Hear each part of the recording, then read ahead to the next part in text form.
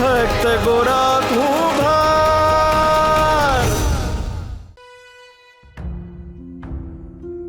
તમારે અહીંથી બહાર નીકળવાનો પ્રયત્ન તો કરવો પડશે ને। આ રીતે તો કેમ ના નીકળી શકશો તમે? મેં ઘણા પ્રયત્નો કર્યા।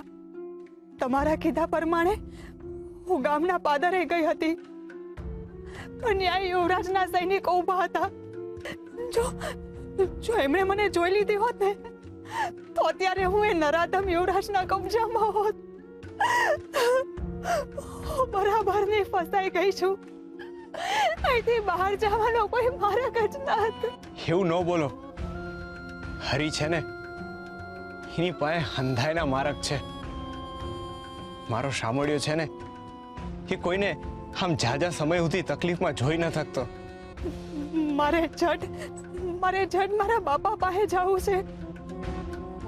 એ મારી ચિંતા કરતા હશે, મારી વાટ જોતા હશે। મારે એમની પાસે જવું છે।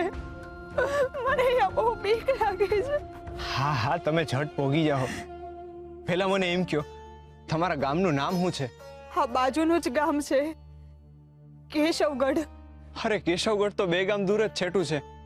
એકવાર તમે પાદર વટાવી જાઓ ને, પછી તો હાલતા હાલતા પોગી જાઓ। એ તો શક્ય નથી લાગતું મને। અને જો હવાર પડી ગઈ ને, મારું પકડાઈ જવું નક્કી જ છે।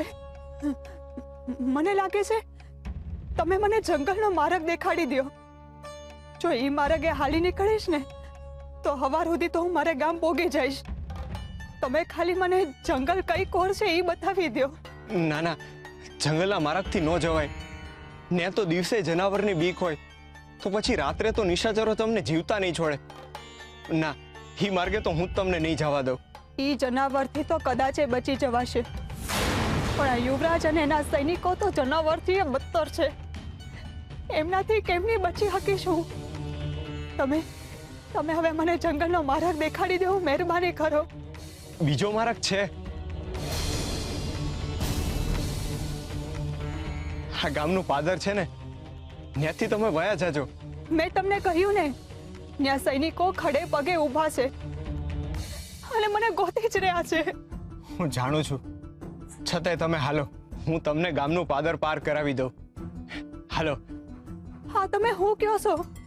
સૈનિકોથી બચવું એટલે જનાવરની સામે જઈને જીવતું છૂટવું, અને પકડાઈ જશું તો યુવરાજ મારી હારે હારે તમને મારી નાખશે। તમે બહુ ન વિચારો। જો આપણને મારવા વાળા 1000 છે ને, તો બચાવવા વાળો મારો 1000 હાથ વાળો છે। અંધી ચિંતા એને જ કરવા દો। એ આપણો વાડે વાકો નહીં થવા દે।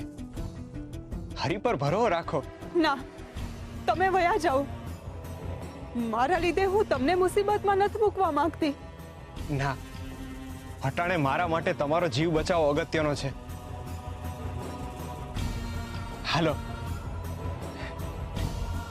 હાલો હાલો, બહાર નીકળો ને બોલો હરે કૃષ્ણ, હરે કૃષ્ણ, હરે કૃષ્ણ, હરે કૃષ્ણ। હાલો।